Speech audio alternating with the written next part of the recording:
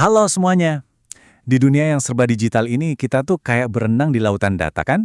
Sering banget kita dibanjiri angka, tapi gimana caranya mengubah semua itu jadi sesuatu yang berguna? Nah, hari ini kita bakal bedah tuntas caranya. Pernah nggak sih ngerasa begini? Data tuh ada di mana-mana. Di berita, di kantor, bahkan di aplikasi olahraga di HP kita. Kadang bikin pusing, ya kan? Tapi tenang aja, ada kok caranya biar kita nggak tenggelam. Dan inilah solusinya, statistika deskriptif. Anggap aja ini kayak seperangkat alat detektif buat data. Tujuannya simple banget, mengubah angka-angka yang berantakan jadi sebuah cerita yang jelas dan gampang dimengerti. Oke, kita langsung mulai aja ya.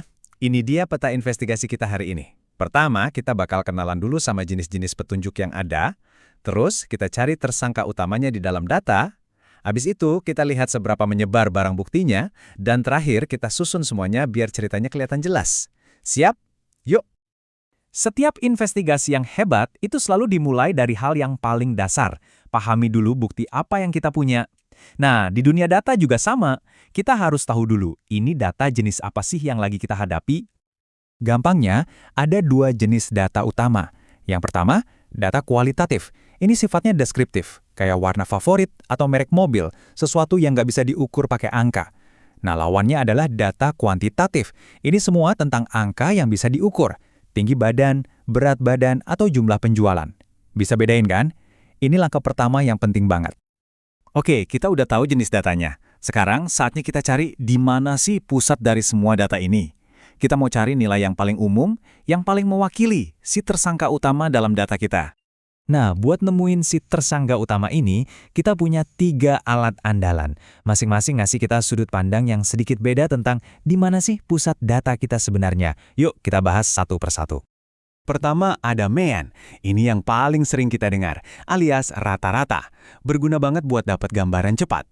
Tapi hati-hati, MEAN ini gampang banget tertipu. Contohnya gini, misal ada 5 orang tingginya 160, 165, 170, 175 cm, temannya satu lagi pemain basket tingginya 210 cm. Rata-ratanya jadi 176 cm. Kan jadi aneh ya? Angka itu nggak terlalu ngegambarin tinggi badan kebanyakan orang di grup itu. Nah, disinilah median jadi pahlawan.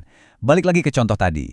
Kalau tinggi badan mereka kita urutkan, 160, 165, 170, 175, 210, nilai yang pas ada di tengah-tengah itu 170 cm. Nah, ini jauh lebih masuk akal kan? Median nggak terpengaruh sama si teman kita yang super tinggi itu. Jadi, kalau datamu ada nilai yang ekstrem, median seringkali jadi pilihan yang lebih bijak. Terakhir, ada modus. Ini yang paling simpel. Nilai mana sih yang munculnya paling sering? Modus ini jagoan banget buat data kualitatif.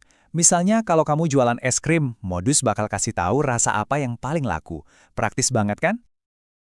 Tapi tahu pusatnya aja tuh nggak cukup loh. Coba bayangin, ada 2 kota, suhu rata-ratanya sama-sama 25 derajat Celcius. Tapi, kota pertama suhunya stabil aja segitu terus. Kota kedua, musim panasnya bisa 40 derajat, musim dinginnya bisa 10 derajat. Rata-ratanya sama, tapi ceritanya beda banget kan? Nah, itulah kenapa kita juga perlu mengukur sebaran datanya. Jadi poin utamanya di sini adalah, ukuran sebaran ini ngasih tahu kita seberapa konsisten data kita.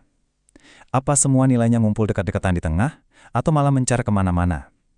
Ini melengkapi cerita yang nggak bisa dijelasin sama min atau median doang. Cara paling cepat buat lihat sebarannya itu pakai rentang atau range. Gampang banget, tinggal ambil nilai paling tinggi, terus kurangi sama nilai paling rendah. Udah deh, kita langsung dapat gambaran seberapa jauh data kita membentang. Simple tapi efektif. Kalau mau yang lebih canggih, kita punya standar deviasi. Wah, jangan panik dulu dengar namanya. Gini deh, bayangin kamu lagi main lempar panah. Kalau standar deviasinya kecil, itu artinya semua lemparanmu ngumpul di satu titik, deket-deketan. Kamu konsisten. Tapi kalau standar deviasinya besar, artinya lemparanmu nyebar ke seluruh papan. Nah, jadi intinya standar deviasi itu ngukur seberapa konsisten data kita. Oke, kita udah ngumpulin petunjuk, nemuin pusatnya, ngukur sebarannya. Sekarang bagian paling asyiknya, kita susun semua buktinya di papan tulis biar polanya kelihatan. Disinilah visualisasi data berperan. Salah satu cara paling keren buat visualisasi itu dengan bikin distribusi frekuensi. Kedengarannya rumit ya, padahal simple banget kok, cuma 3 langkah. Kita kelompokin data ke beberapa keranjang, terus kita hitung ada berapa data di tiap keranjang, lalu kita gambar deh. Dan voila, hasilnya adalah sebuah histogram. Lihat kan, sekali lirik aja kita langsung bisa nangkep ceritanya. Batang yang di tengah paling tinggi artinya kebanyakan data ngumpul di situ. Tanpa perlu baca satu angka pun kita udah paham di mana data paling banyak terkumpul. Keren kan? Nah, kadang-kadang cerita data itu bentuknya seimbang banget, kayak gini nih. Ini namanya distribusi simetris atau sering disebut juga kurva lonceng. Sebagian besar data ada di tengah, terus menyebar rata ke kanan dan ke kiri. Tapi ada juga cerita yang agak miring. Ini namanya kemencengan positif. Artinya, sebagian besar data numpuk di sebelah kiri, tapi ada beberapa nilai yang tinggi banget yang seolah-olah narik ekor grafiknya ke kanan. Contoh gampangnya, pendapatan. Kebanyakan orang gajinya mirip-mirip, tapi ada beberapa bos besar yang gajinya super tinggi, nah itu yang bikin ekornya manjang ke kanan. Tentu aja, ada juga kebalikannya. Kemencengan negatif. Kalau ini datanya numpuk di sebelah kanan, tapi ada beberapa nilai yang rendah banget yang narik ekornya ke kiri. Misalnya nilai ujian yang gampang. Kebanyakan siswa dapat nilai bagus, tapi ada beberapa yang dapat nilai jelek, nah itu yang bikin ekornya manjang ke kiri. Jadi, ayo kita rangkum. Ini dia kotak perkakas detektif data kalian. Kalian udah tahu cara nemuin pusatnya pakai min, median, dan modus. Kalian juga udah bisa ngukur sebarannya pakai rentang dan standar deviasi. Dan yang paling penting, kalian bisa ngegambar ceritanya pakai histogram. Dengan semua ini, kalian gak lagi cuma lihat angka, tapi kalian bisa melihat sebuah cerita.